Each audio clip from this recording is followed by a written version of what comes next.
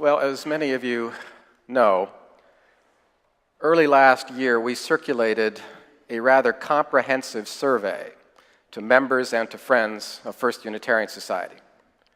And because of the length of that survey, some 65 plus questions, I was dubious about the size of the response, how many people would take the time. And I was surprised, in the end, that more than 600 people answered that battery of questions.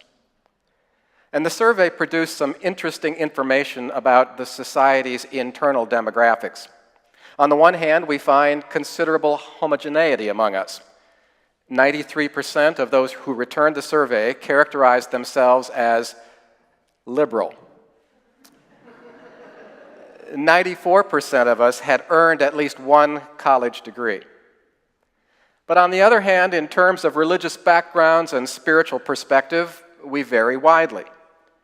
Our FUS Bond of Union states that we accept to membership those of whatever theological opinion, and our reality reflects that promise.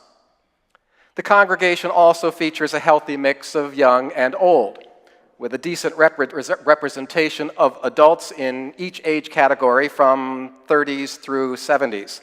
Only the under 30 crowd is a little bit sparse. Now, two questions on that survey invited people to share their personal priorities looking forward for FUS. One question asked, what major initiatives should FUS focus on in the next 2 or 3 years? And then a second question, if you could change one thing about FUS, what would it be? Now, with respect to the first question, living our Unitarian Universalist values in the larger community by participating in social justice projects, that turned out to be the congregation's highest priority. Increasing opportunities for members to meet each other, to develop deeper friendships, that was also very close to the top of the list. But ranked just slightly lower was this priority: work to attract more members with different racial and ethnic backgrounds into the congregation. And to the second question, an open-ended question, what is the one thing that you would most like to see different about FUS? What would you like to see changed? More people mentioned foster greater diversity than gave any other single response. Now, this did not come as any great surprise to me, at least, for it is a sentiment frequently expressed not only in this one, but in many other congregations within the Unitarian Universalist movement. My sister belongs to a UU congregation in Bethesda, Maryland, an upscale DC suburb. Their racial and ethnic composition resembles our own, but many of their members are bothered by this, by the racial and ethnic homogeneity of that congregation. And the plain fact is, nationwide, 95% of Unitarian Universalists identify as white. 95%, with only a single congregation, All Souls Unitarian Church in Washington, D.C. proper, reporting more than 15% minority membership. Moreover, this is an issue that other faith traditions contend with as well. According to statistics cited by the sociologists Wade Clark Roof and William McKinney, mainline Protestant denominations are even less racially and ethnically diverse than ours. White membership in the Presbyterian, Lutheran, United Church of Christ, United Methodist confessions, white representation in those 4 denominations all exceeds 96%. When I queried my next-door neighbor about the church she attends, First United Methodist downtown, right off the square, her impression was that people of color were in very little evidence on any given Sunday. Only a couple of mainline American denominations report more than a small percentage of non-white members. They include the American Baptists, the Seventh-day Adventists, and the Jehovah's Witnesses. But even here, minorities tend to be clustered in relatively small numbers of congregations where people of color actually predominate. Diverse congregations, even in these traditions, are the exception rather than the rule. Now, 35% of Roman Catholics today identify as Latino, but they seldom belong to the same parish as the Anglos. And if they do, Anglos and Latinos attend separate masses, English or Spanish-speaking, respectively. So yes, Martin Luther King's observation of a half-century ago is still largely valid. At 11 o'clock on Sunday morning, he said, "When we stand and sing that Christ has neither east nor west, we stand at the most segregated hour in the nation." And this is not exclusively a Christian or a Unitarian Universalist phenomenon. Jewish synagogues are the most racially homogeneous of all. Among American Buddhists, those with East Asian roots remain closely connected to congregations that reflect their own national heritage. Many African American Buddhists attend the Nichiren Shoshu services, a type of Buddhism that has little appeal to white practitioners. As the African American culture critic and feminist theorist Bell Hooks, herself a practicing Buddhist, wrote way back in 1994, "Often white Buddhists see themselves as liberal and marginalized, proudly identifying with the oppressed. They are so attached to the image of themselves as non-racist that they refuse to see the ways in which Buddhist communities may reflect racial hierarchies." Interestingly, though, there is one religious tradition for which diversity is not much of a problem. Can you guess which one that is? Anybody guess Islam? In the United States, 30% of Muslims identify as white, 21% identify as Asian, 23% identify as black, 19% identify as mixed or other. And so, among the religions of the book, Judaism, Christianity, and Islam, Islam is unique in its universal appeal across the racial spectrum. Now let me pause here to acknowledge that the members of our Board of Trustees, the congregation's leaders, have wondered among themselves whether respondents to that survey were primarily concerned about the lack of racial and ethnic diversity at FUS rather than some other kind of diversity, political or economic, for instance.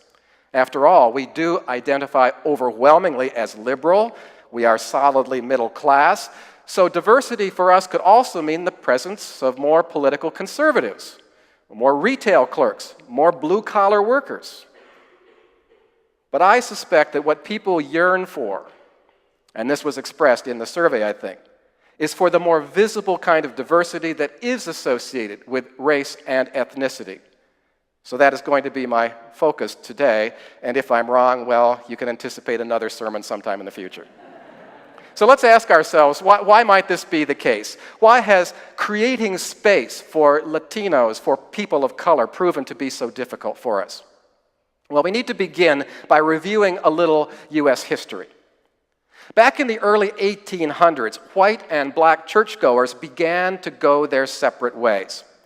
In response to the exclusionary practices of white congregations, both North and South, African Americans established their own denominations, most notably the African Methodist Episcopal and the National Baptist Convention. The black church, Roof and McKinney say, emerged as a crucial center of social and religious activity, and it was the one institution over which blacks maintained control. The price of autonomy was a separate and segregated church, one effectively cut off socially and religiously from white America. The pattern that was established almost 2 centuries ago remains in place even today. The black church in America serves for many of its members as the center of communal life. African Americans attend religious services more faithfully than white people.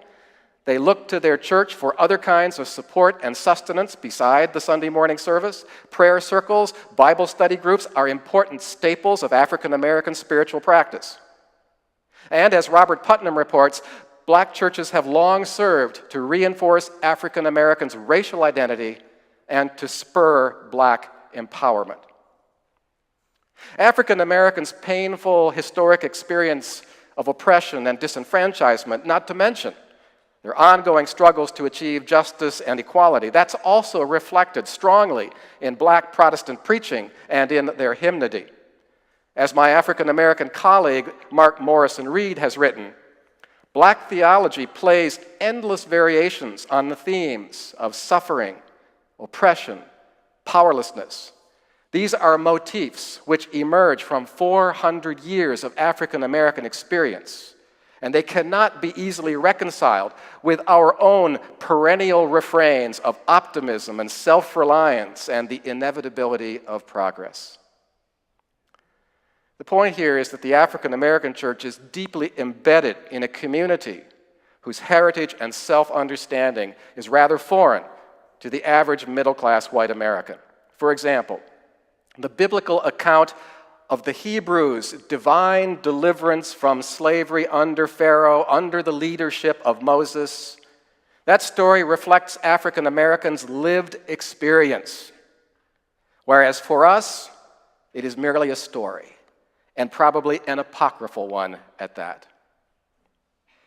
So unless we are familiar with the historic context out of which white and black Protestantism arose, we cannot appreciate why our spiritual expectations, why our worship practices are so much at variance. Mark Morrison Reed describes our services as cool and cerebral in contrast to the warm and more emotional experience offered in most black churches. And in large part, this is because the ostensible purpose of worship is different in each tradition. Black Protestantism, Putnam notes, is intensely communal. The highly participatory, overtly emotional, energetic manner in which worship unfolds all help to forge and to reinforce connections between and among members of the congregation. Those connections are of the essence. By contrast, white worshipers, and Unitarian Universalists in particular, we are heirs to the European Enlightenment tradition, a tradition that has always downplayed communalism and emphasized instead individualism, rationalism, objectivity. The white Western liberal tradition, John Powell writes, asserts that we are fundamentally atomistic and individual, and we gain identity through ourselves rather than through any collective norms of race or ethnicity. Mark Morrison Reed also points out that most blacks and most white working people tend to be realists who demand that thought lead to action. And thus, they do not really see the point of intellectual or spiritual investigation for its own sake. Our UU churches, he continues, will thus fail to satisfy all but the most intellectually curious and religiously rebellious black seeker. And generally speaking, when it comes to religion and spiritualities, African Americans have not proven to be particularly rebellious. The results of Robert Putnam's religious surveys indicate that those who belong to black congregations tend to hold conservative, if not fundamentalist, views with respect to issues such as evolution, homosexuality, and gender equality. And this is just as true for college-educated, middle-class black churchgoers as for those who do not share those particular attributes. When taken together, Putnam remarks, the beliefs of black Protestants show them to have the most fundamentalist views of any major religious group in America. Now, it should also be noted that those American congregations that do, in fact, feature significant ethnic and racial diversity, those congregations are typically large, if not very large. They are evangelical or Pentecostal in theology. They are hierarchical in structure, and they are highly traditional with respect to morality. The most diverse church in America may well be the Lakewood Church in Houston, Texas, presided over by that champion of the prosperity gospel, Joel Osteen. But what does all this then say about the prospect of creating a multiracial, multicultural community here at the First Unitarian Society of Madison? It will not be easy, to say the least. For there is obviously a cultural and theological disconnect between the religious sensibilities of most American blacks, Latinos, and white Unitarian Universalists. And our location here on the near west side, that doesn't help us very much. Studies have shown that the composition of the surrounding community is very important. A healthy mix of races and ethnicities in the general population increases significantly the odds of developing a more diverse congregation. This is not a very diverse part of Madison. And yet we must concede that there have to be Latinos and African Americans and Asian and Native Americans who are living locally, who are our neighbors, who have serious doubts about the claims of Orthodox religion. What might attract them? Would a shift in the way that we conduct worship, would that be helpful? Dan, what about a gospel choir? More prayers interspersed in the service, more references from Scripture, a more animated style of preaching, if you can stand it, less passivity in the pews. Little call response here, folks. Now, a few UU congregations have attempted such repackaging, and that has pleased some of their members, it has dismayed others. But overall, such repackaging has not been particularly effective in producing greater diversity. And in our own case here at FUS, members on that same survey report that the single most attractive feature of FUS is the intellectual stimulation it provides. So one wonders, how would the adoption of a more evangelical style of worship, how would we greet that? I'm not discounting the possibility of some changes here, but I do believe that there may be other ways in which we can promote and perhaps produce greater diversity. Most obviously, the visible presence of a minister, a music director, or a religious educator who is a person of color. That would signal a commitment on our part to anti-racism and to multiculturalism. Now, there are not a lot of minority ministers in our movement, although the number is, in fact, increasing.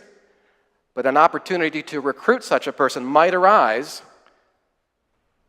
if members increase their giving.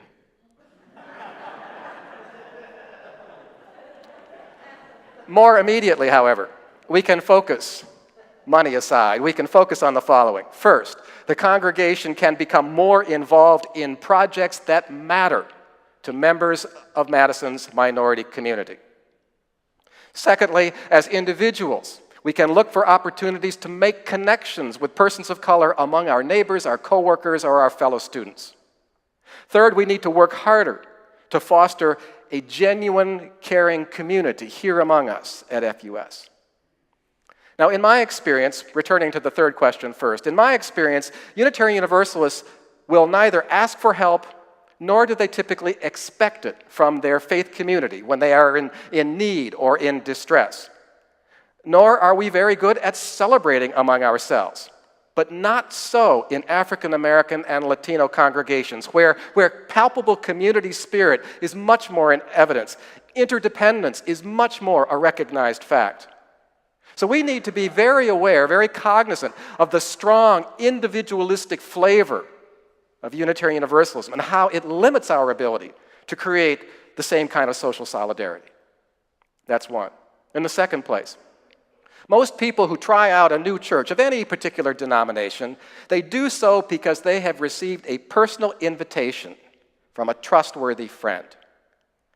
When several dozen of us gathered at Christ the Solid Rock Church last year for a conversation with their pastor, Everett Mitchell, and members of their African American congregation, Everett Mitchell stressed to us the importance of social connections, building bridges in our personal lives with members of the minority community. Now, in doing that, you need to be absolutely clear about your intentions. We must open the door to the stranger, and instead of eyeing that person with suspicion, extend to them a wholehearted welcome. But this also would involve learning something else, learning to talk about our religion and why it's important to us with our friends, with our acquaintances. And that's a stretch, because that same survey also revealed that members of FUS have very little interest with, quote, sharing their UU values with others in the larger community. We're afraid of proselyting. We're afraid of being people who are accused of trying to convert other people. But you cannot hide the liberal religious light under a bushel and then hope that others, white, brown, yellow, or black, are going to see it. And then finally, as a congregation, we can put more effort into social and economic justice issues that Madison's minority community really cares about. You know, back in the early 1960s, my predecessor, Max Gabler, was one of a handful of local clergy who vigorously promoted open housing in Madison. Now, at the time, these clergy did a little survey of landlords, and they found that 49 out of 50 refused to rent to an African American. And so Max and his colleagues, they drafted a pledge, which they circulated around the community and invited people to sign. And the pledge said this: "We welcome into our neighborhood any residents of good character, regardless of race, creed, or color. We believe in brotherhood, and we welcome the opportunity to practice it." This was 1962.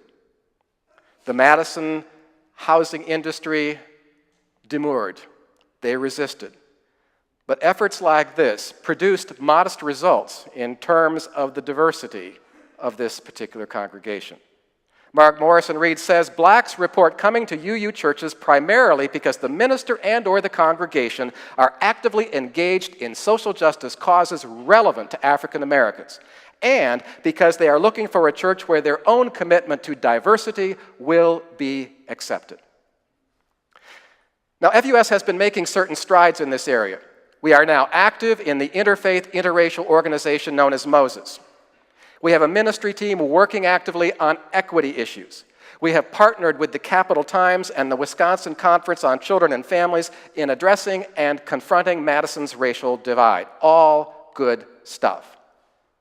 But only a very few members of our congregation are actively involved in any one of those enterprises.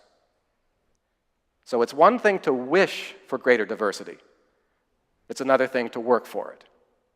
So the question is not so much what can the institution do, but what can each one of us do to create a progressive faith community that, as Max Gabler envisioned it 50 years ago, a community that reflects the full range of our local diversity, in which the people of no race or creed shall be strangers, and the ancient bonds of prejudice and fear shall at last be broken.